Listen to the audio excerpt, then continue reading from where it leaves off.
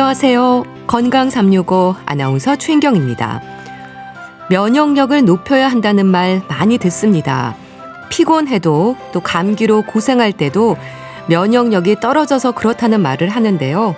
면역력이라는 게 뭘까요? 면역력은 우리 건강에 어느 정도 영향을 주는 걸까요?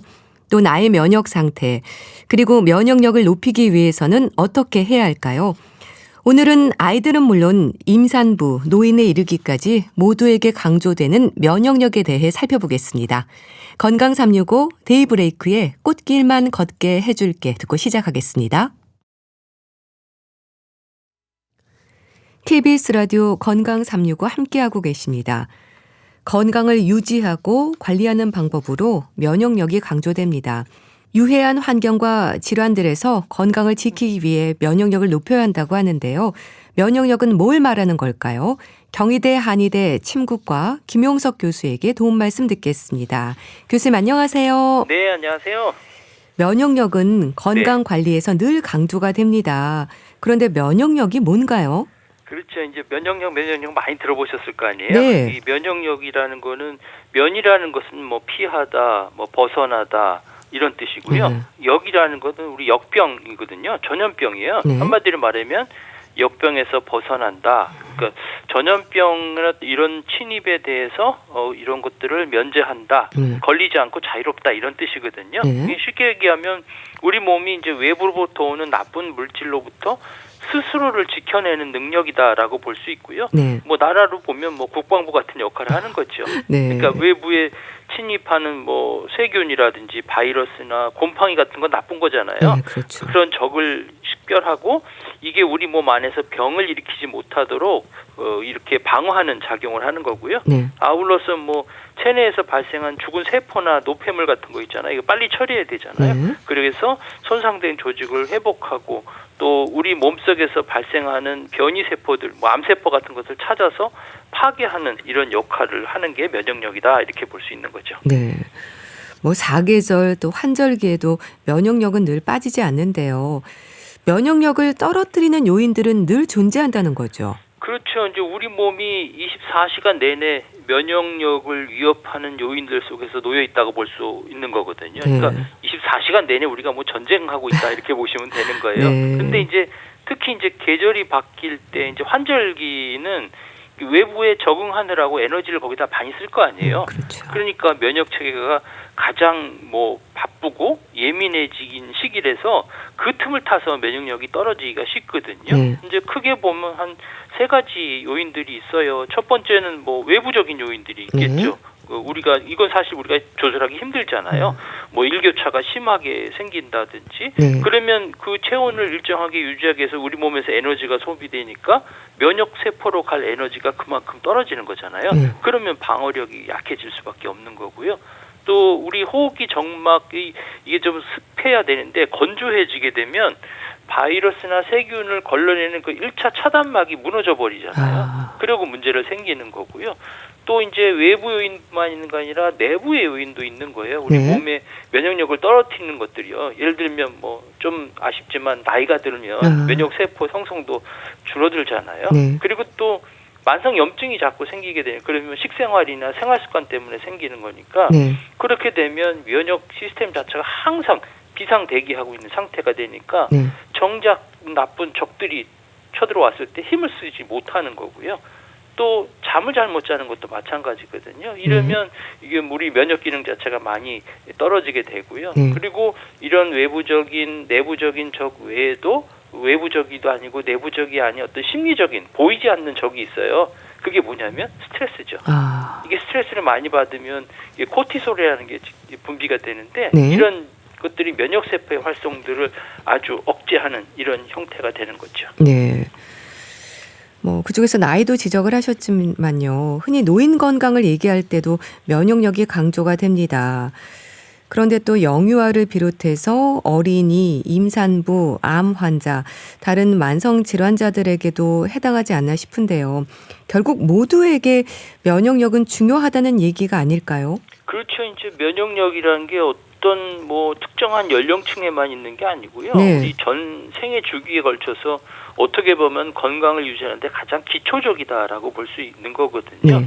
그렇지만 이제 면역 체계가 아직 미성숙하거나 또 급격한 변화가 있거나 이미 뭐 다 써버린 상태가 되면 더 민감하게 반응할 수밖에 없는 거잖아요. 네. 특히 뭐 영유아나 어린이 같은 애들은 태어날 때부터 엄마로부터 면역력을 물려받잖아요. 그렇죠. 근데 이제 생후 6개월 이후부터는 자기 스스로 면역 체계를 구축해야 된단 네. 말이에요. 어떻게 보면 면역이라는 데이터베이스를 축적하는 그런 시기라고 볼 수 있는데 이런 기초를 잘 닦는 것이 평생 건강을 좌우하게 되는 거고요. 또 임산부는 아무래도 태아를 안에 새로운 생명을 품고 있으니까 걔를 보호하기 위해서 면역 체계가 아주 복잡한 변화를 겪을 수 있거든요. 네. 그리고 또 뭐 암 환자나 만성 질환자 같은 경우는 이 암세포가 사실 우리 몸에서 매일 만들어지지만 네. 면역 세포가 이걸 찾아서 죽이는 거거든요. 근데 이런 감시 기능이 떨어지게 되면 면역 관리 그 자체가 조금 문제가 될 수도 있는 거죠. 네. 뭐 앞서 외부적 요인이나 바이러스, 세균, 뭐 나이, 스트레스 여러 가지 말씀 주셨는데요. 면역력을 떨어뜨리는 위험 요인들 뭐가 있을까요? 크게 보면 한 세 가지 되는데요. 첫 번째는 생활 습관이에요. 네. 면역력 잘못하는 게 뭐냐면 사실 무심코 우리가 지나가는 경우가 많거든요. 특히 먹는 거고요. 뭐 설탕이나 정제 탄수화물 같은 거 있잖아요. 이게 당분이 많으면 백혈구가 박테리아를 잡아먹는 그런 능력이 일시적으로 크게 떨어지거든요. 네. 그리고 잠 못 자면 우리가 사실 잠이 보약이라고 했잖아요. 그렇죠. 이게 면역 체계가 어떻게 보면 좀 업데이트되는 시간이 잠인데 네. 이 잠이 부족하게 되면 면역력이 떨어질 수밖에 없고요. 또 운동을 너무 안 해도 우리가 혈액순환이 잘 안 되잖아요. 그런 면역 세포가 움직이는 이동이 좀 더뎌져요. 네. 그래서 문제가 생길 수도 있고 또 하나가 뭐 아주 낮은 게 이제 술을 드시거나 네. 또 담배를 피면 호흡기 점막의 선모가 손상이 되니까 1차 방어선이 무너져 버린단 말이에요. 이런 것들이 가장 그 면역력을 갉아먹는 생활 습관 중에 하나고요. 네. 또 환경적인 요인 중에는 체온이 떨어지는 거예요. 우리 잘 알듯이 체온 1도만 떨어져도 우리 신진대사나 효소 활성이 떨어져서 면역력이 떨어진다는 그런 결과가 있잖아요. 네. 그래서 뭐 찬 음식이나 또 얇게 옷을 입는 습관들이 좀 위험하고요. 또 체내에 수분이 부족하기 때문에 이런 현상들이 생길 수 있기 때문에 물을 조금 많이 드실 필요는 있고요. 네. 또 만성 뭐 염증 같은 거 비만이나 잘못된 습관 때문에 생길 수도 있는 거고요. 근데 사실 가장 큰 아주 적 중에 하나가 위험 요소 중에 하나가 뭐냐면 스트레스예요. 이게 마음의 병이 또 육신의 병까지 만들어지는 거죠. 네. 이 스트레스를 받으면 이게 또 만성화되면 면역 세포가 직접적으로 문제를 일으킬 수 있거든요. 체온에 대한 부분 지적을 하셨는데요. 체온도 면역력을 유지하는 데 중요하네요. 그렇죠. 실제로 체온과 면역력은 어떻게 보면 뗄래야 뗄 수 없는 관계에 있는 거거든요. 우리 몸 자체는 어떻게 보면 뭐 거대한 화학 공장과 같다고 볼 수 있거든요. 네. 면역 세포를 만들고 그 에너지를 생성하는 모든 과정에 필요한 게 효소거든요. 근데 이런 효소는 온도에 민감해요. 그러니까 우리 몸의 효소가 가장 활발하게 일하는 온도가 우리가 체온이거든요. 36.5에서 37도 사이거든요. 근데 이렇게 체온이 유지되지 않고 1도만 낮아도 기초 대사량이 떨어져요. 그러면 효소 활성이 급격하게 떨어지거든요. 뭐 예를 들면 공장으로 치면 기계가 차갑게 식어서 제대로 돌아가지 않는 상태다 이렇게 보시면 되겠고요. 또 면역을 담당하는 그 백혈구라는 게 있잖아요. 그게 우리 몸의 혈액을 타고 온몸 구석구석 돌아다니면서 나쁜 적들을 찾아내는 거거든요. 근데 체온이 적정하게 유지가 안 되면 혈관이 확장이 안 되고 혈류가 잘 안 갈 거란 말이에요. 그러면 면역 세포들이 적재적소에 빠르게 도착할 수 없어서 문제가 생길 수 있는 거죠. 네. 24시간 말씀하셨지만 우리 몸은 병원체로부터 늘 노출돼 있고요. 그런 면에서도 외부 인자에 대한 방어력이라고 할 수 있는 면역이 중요할 텐데요. 면역에도 선천적인 면역, 후천적인 면역으로 구분이 될까요? 그렇죠. 우리가 사실 뭐 숨만 쉬어도 바이러스 세균 들어오잖아요. 네. 음식 먹어도 그렇고 손에 얼굴만 가도 뭐 뭐 세균이나 병원체들이 들어오니까요. 근데 만약에 이제 면역력이 없다면 사실 어떻게 보면 하루도 못 견디죠. 네. 그래서 그렇죠. 우리 몸은 어떻게 보면 방어 체계를 갖고 있는 이 면역은 네. 이중적으로 있다고 볼 수 있어요. 이게 선천 면역하고 후천 면역이라고 하거든요. 네. 그러니까 선천 면역이라는 거는 타고난 거거든요. 그러면 1차 방어선이에요. 이거 즉각적인 방어선이죠. 이거는 태어날 때부터 누구나 갖고 있는 거거든요. 이게 쉽게 얘기하면 적이 누구인지 따지지 않고 일단 적이라면 공격하는 거죠. 이게 이제 선천 면역이고요. 이제 후천 면역은 이런 선천 면역의 적의 기세가 꺾이는 동안에 적이 어떤 거다라고 이렇게 잘 정보를 분석해서 그 적만 이제 공격하는 어떻게 보면 맞춤형 이런 무기를 만드는 체계라고 이렇게 볼 수 있거든요. 그러니까 사실 근데 처음 침입한 적은 대응 시간이 며칠 걸리지만 한 번 이렇게 싸운 적에서 이긴 적이 있는 거는 기억하거든요. 우리 몸 자체가. 그게 이용한 게 이제 백신 같은 거죠. 그런데 이제 이 두 면역 자체가 뭐 서로 따로 노는 게 아니라 서로 긴밀한 것을 연결하고 있는 것이죠. 네. 그럼 선천 면역과 후천 면역이 떨어지면서 문제가 되는 건 어떤 경우인가요? 사실 선천 면역과 후천 면역이 이 두 시스템 중에 하나라도 제 기능을 못하면 서로 정보 통신이 잘 안 될 거잖아요. 그러면 우리 몸 자체가 무방비 상태가 되거든요. 사실 이제 선천적 면역 1차 방어선이 무너지게 되면 적에 대해서 즉각적인 대응하는 힘이 떨어지니까 뭐 감기 같은 게 걸리거나 배탈이 자주 걸릴 수도 있고요. 상처가 한 번 나도 잘 안 낫는 거죠. 그리고 이제 후천 면역이 약해지게 되면 적의 정보를 기억하고 또 정밀하게 타결하는 것인데 얘가 무너지게 되면 전쟁 같은 것도 장기적으로 될 수밖에 없잖아요. 그러니까 뭐 예방 접종을 해도 항체가 잘 생기지 않고 또 건강한 사람에게는 병을 일으키지 않는 아주 약한 균조차도 이 후천적 면역이 떨어지게 되면 아주 치명적인 부분을 일 수가 있는 거죠. 네. 그러니까 건강할 때는 선천 면역과 후천 면역이 모두 조화를 이루지만 그렇지 않은 경우에는 면역력도 떨어질 수 있는 거네요. 그렇죠. 이제 어떻게 보면 건강할 때 면역력은 이 선천 면역, 후천 면역이 아주 잘 훈련된 오케스트라 같이 이렇게 조화를 맞춰서 아름답게 되는데 이 조화가 깨지는 순간 우리 몸의 어떤 방어막 자체가 구멍이 뚫리기 시작하는 거죠. 그래서 서로 선천 면역 자체와 후천 면역이 서로 이게 연결이 돼야 되는데 정보가 전달이 되는데 그게 잘 안 되는 거예요. 그러니까 선천 면역 세포가 적을 발견하면 후천 면역 세포가 이놈이 약점은 이거야 하고 이게 정보를 줘야 되는데 그게 안 가는 거예요. 그러니까 앞에서는 열심히 죽어라고 싸우는데 뒤쪽에서는 적이 뭔지도 모르고 그냥 대기만 하다가 병만 키우게 되는 이런 형태가 생기도 하고요. 또 선천 면역과 후천 면역 모두 세포를 만들고 항체를 찍어내려면 에너지가 필요하잖아요. 이게 되면 에너지가 부족하게 되면 보급로가 차단되니까 문제가 생길 수 있는 거죠. 그럼 환절기, 감기로 고생하는 분들이 많거나 독감 위험도 면역력이 떨어진 상태에서는 더 높아지겠네요. 위험이. 그렇죠. 환절기, 감기라든지 독감, 인플루엔자가 기승을 부리는 이유는 어떻게 보면 단순히 바이러스가 그때만 반해서 생기는 거라기보다는 우리 몸의 면역력이 허술해진 탐을 타서 들어오기 때문에 그렇다고 볼 수 있거든요. 왜냐하면 감기나 독감이는 우리 몸에 주로 호흡기 점막을 통해서 들어오잖아요. 그러니까 점막이 촉촉해야 되는데 환절기에 건조하잖아요. 기온차 나면 점막이 마르고 이 미세한 균열이 생기니까 이렇게 문제가 생길 수도 있고 또 초기에 바이러스가 침투하면 선천 면역이 즉각 달려가서 잡아먹어야 되는데 체온이 낮거나 에너지가 좀 떨어지게 되면 이게 좀 문제를 생길 수 있는 거고요. 그리고 또 백신을 맞아도 이런 독감은 걸리는 경우 있잖아요. 그러니까 독감 예방 접종을 맞더라도 면역력이 바닥이 된 상태라면 조금 더 위험해질 수가 있는 거죠. 그런데요, 내가 면역력이 떨어진 상태인지 안심해도 되는지는 어떻게 알 수 있나요? 그렇죠. 이거 많이 물어보시는 건데요.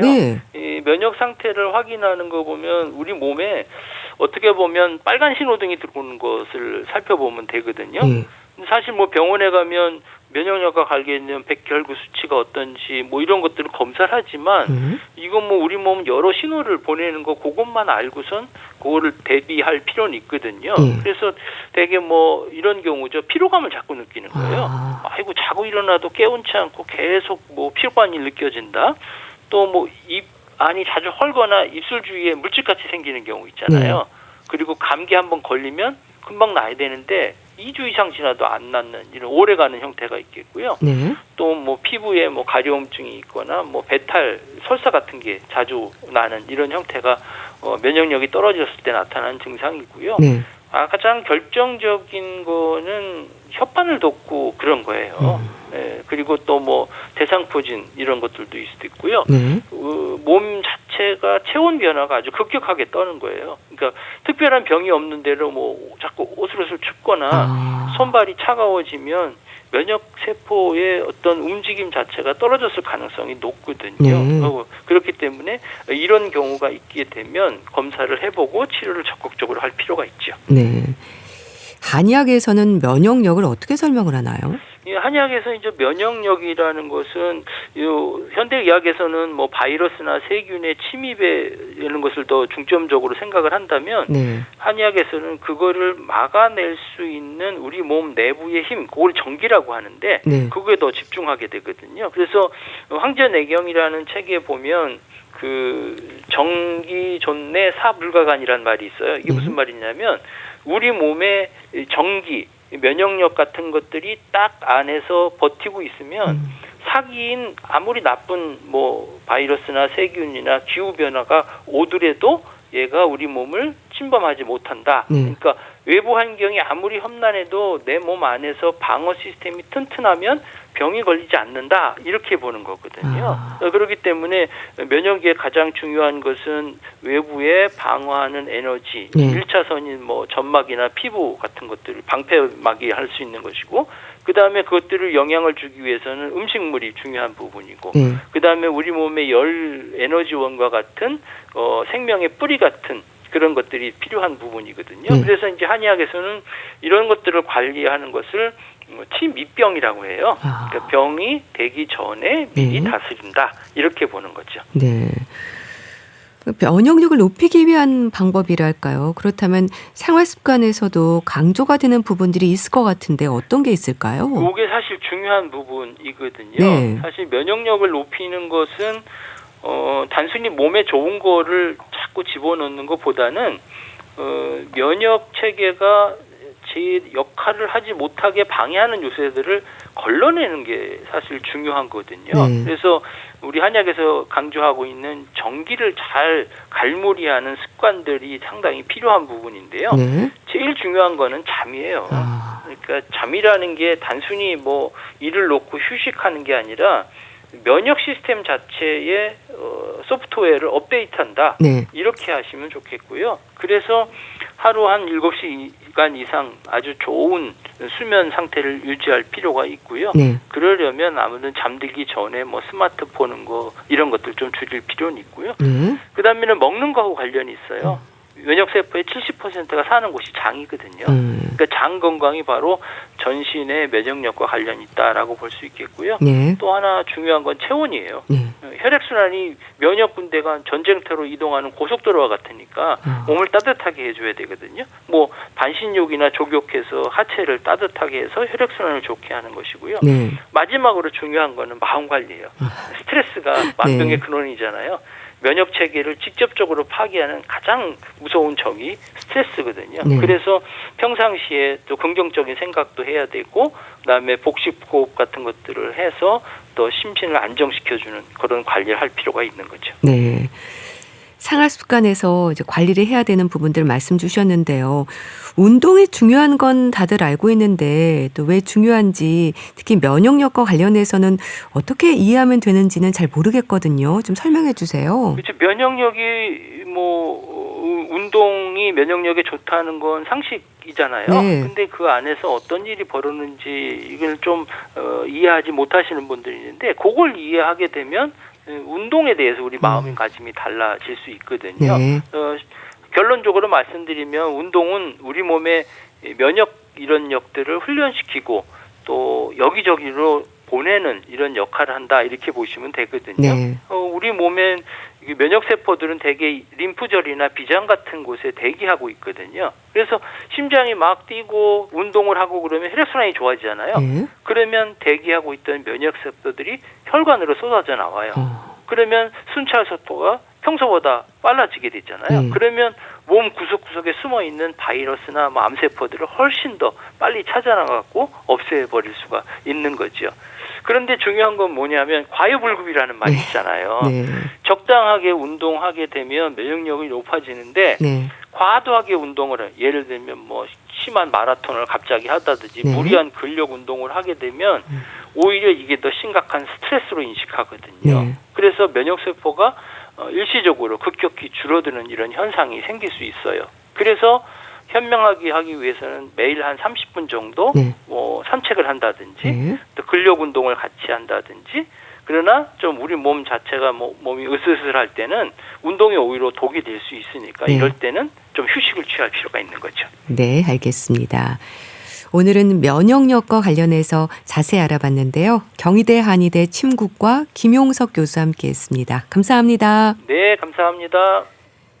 KBS 라디오 건강365 함께하고 계신데요. 넥스트의 나라라 병아리 듣고 다시 오겠습니다. KBS 라디오 건강365 함께하고 계십니다. 책으로 건강을 생각해보는 시간입니다. 북컬럼니스트 홍순철 씨 어서 오세요. 네, 안녕하세요. 노화를 늦출 수 있는 걸까? 일단 그런 생각이 드는데요. 오늘 소개해 주실 책이 뇌는 어떻게 노화를 늦추는가네요. 그렇습니다. 이 책은 뇌와 노화와의 관계를 설명하는 책인데요. 네. 나이 드는 거 반기는 사람 없잖아요. 그렇죠. 네, 나이가 드는 게 뭔지 좀 제대로 알고 있는 사람도 드물다라고 책은 이야기합니다. 네.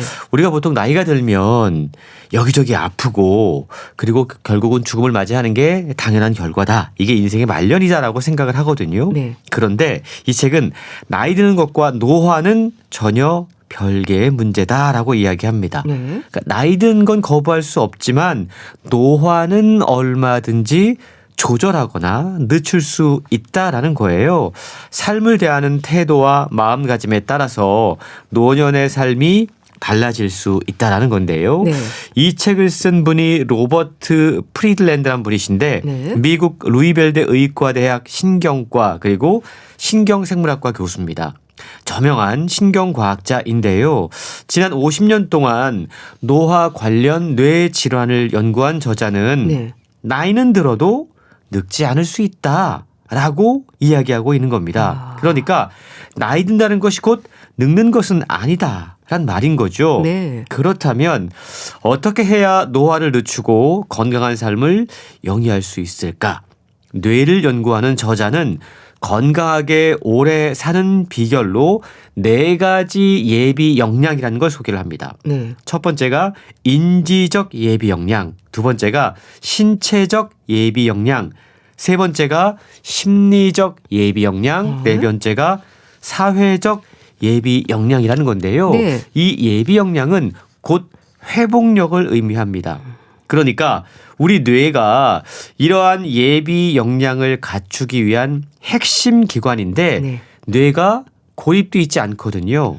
순환계, 위장관계, 면역 반응, 생체 반응, 네. 나아가 사회적 환경과도 긴밀히 연결되어 있기 때문에 뇌를 복합적인 시스템으로 이해하는 겁니다. 뇌와 몸이 서로 연결되어 있고 네. 서로 신호를 주고받는다는 가정하에 건강하게 오래 사는데 필요한 4가지 예비 역량을 설명하고 이걸 어떻게 하면 강화할 수 있는지를 책을 통해 알려주고 있습니다. 네. 나이 드는 것과 노화는 별개의 문제다. 노화는 얼마든지 조절하거나 늦출 수 있다.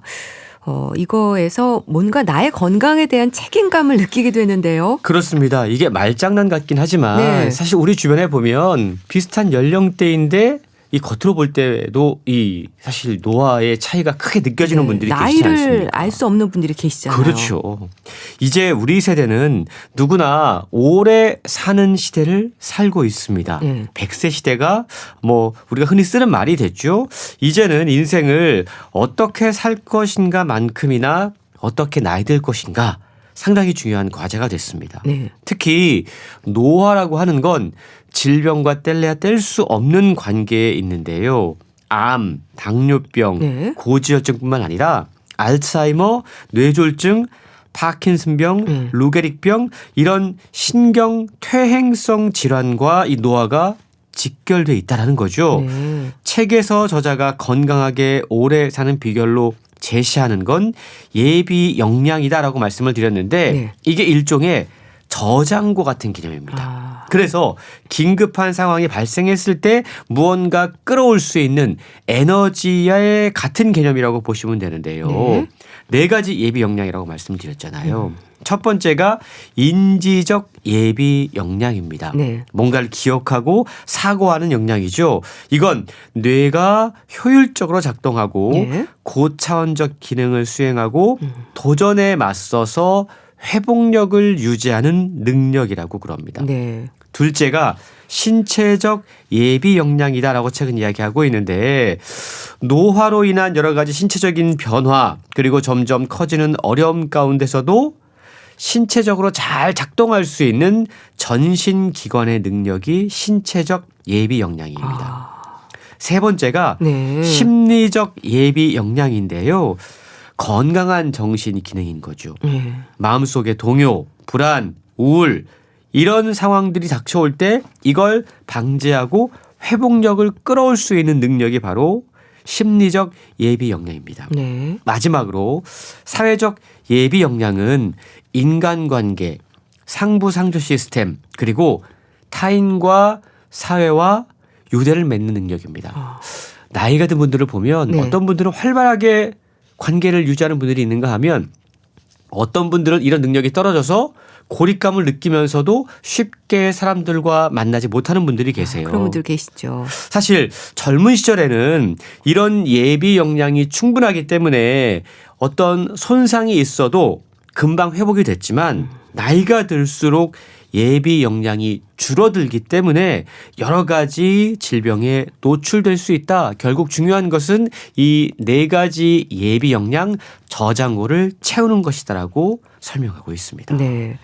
뭐 인지적, 신체적, 심리적, 사회적 예비 역량에 대해서 말씀 주셨는데요. 예비 역량 저는 처음 듣는데 그러니까 책에서 지적하는 예비 역량이 줄지 않도록 노력하는 게 중요하다는 말씀이신 것 같습니다. 이런 일들이 우리 뇌와 연관이 된다는 건가요? 그렇습니다. 저자가 뇌신경과학자고 뇌를 연구하는 분이신데요. 네. 그동안 오랜 연구 결과를 보면 뇌가 우리 신체 곳곳과 연결돼 있다는 거죠. 네. 그리고 이 뇌가 노년기 건강을 좌우하는 핵심 기관이라고 그럽니다. 네. 더욱 중요한 건 이 뇌가 혼자서 작동하지 않는다라는 거죠.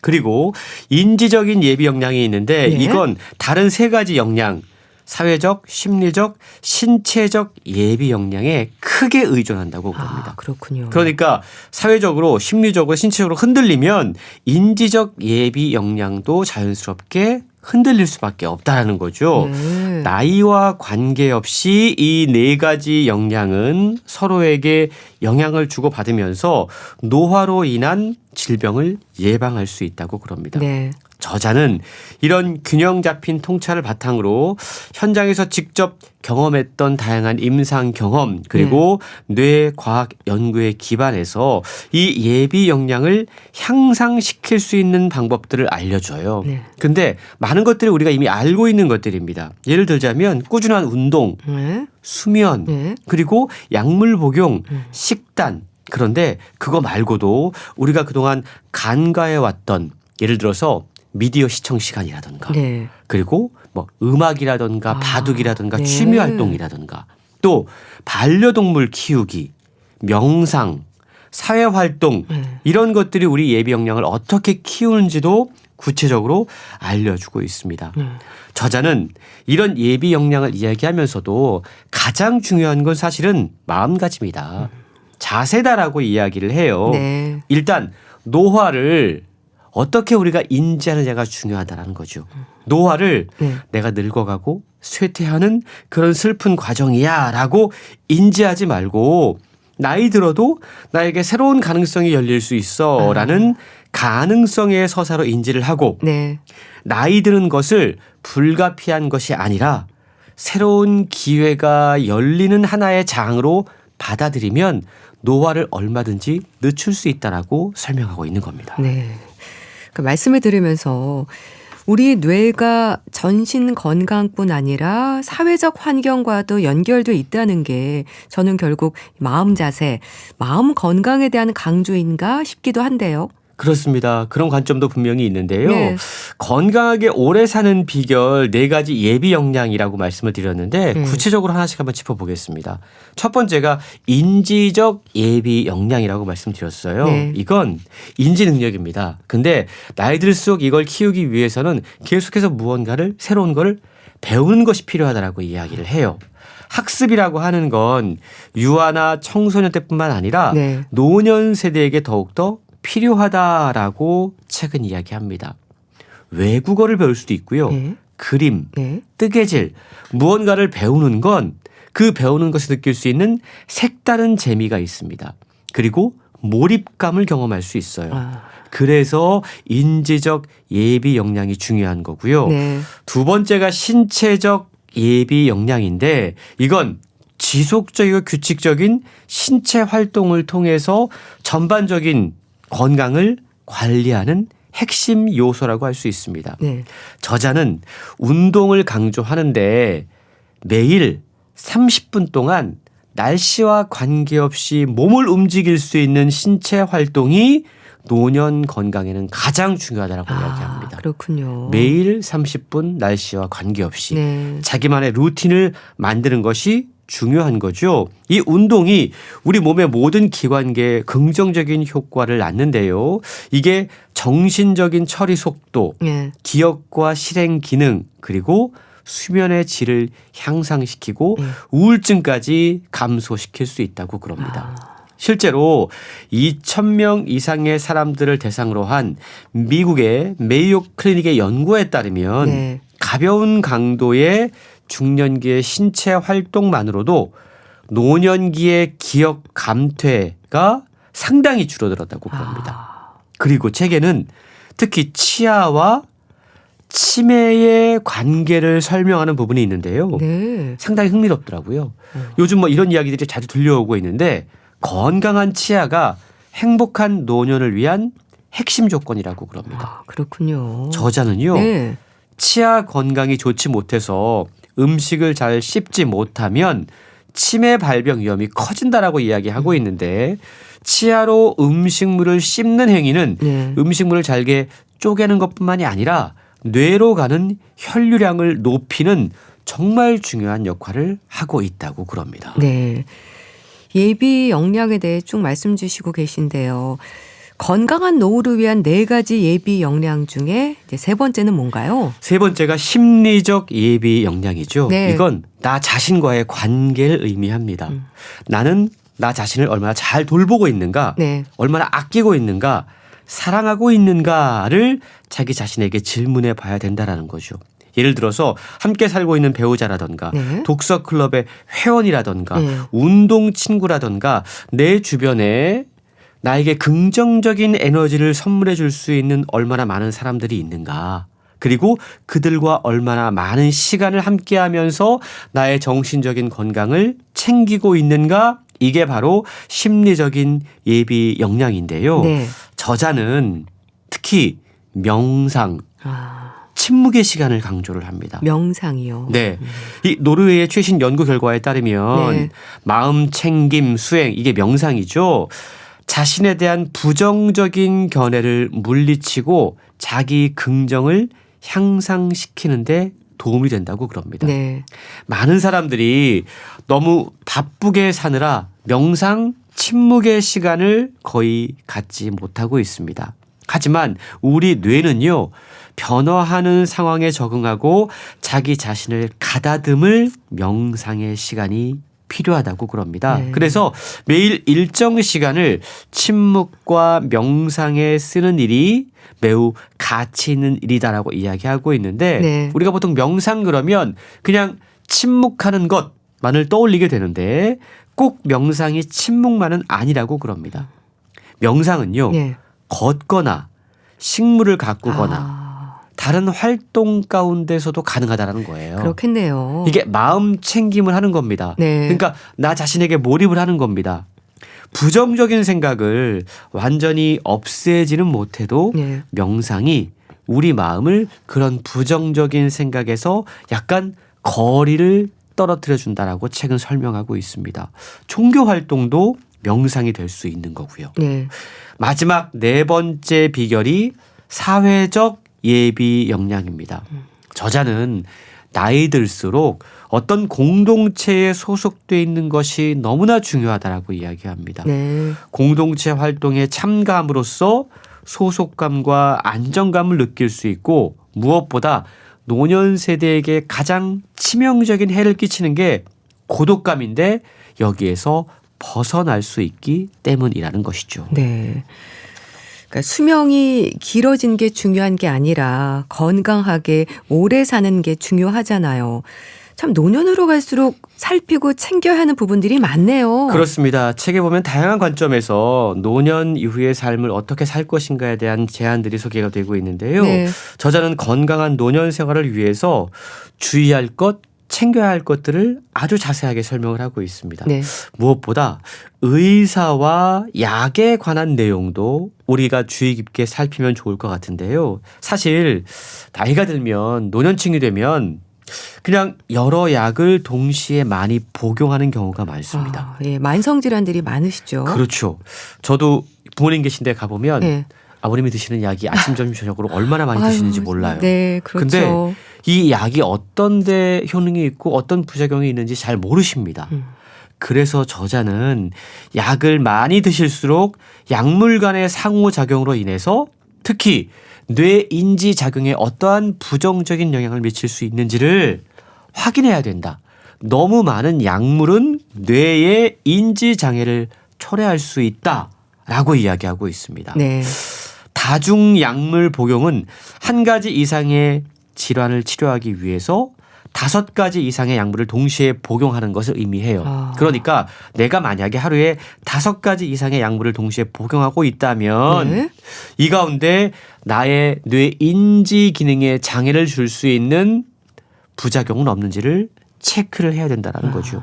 문제는 이 다중 약물을 동시에 사용하는 경향이 전 세계적으로 증가하고 있고 네. 심지어 노년층 인구의 절반 이상이 이런 상황에 이미 노출돼 있다고 그럽니다. 아, 그렇죠. 그런데 5가지 이상의 약물을 복용하는 사람이 5가지 미만으로 복용하는 사람보다 인지장애 위험이 더 높다는 사실을 기억해야 되고요. 네. 가능하면 약물을 줄일 수 있는 방법을 고민해야 된다라는 겁니다.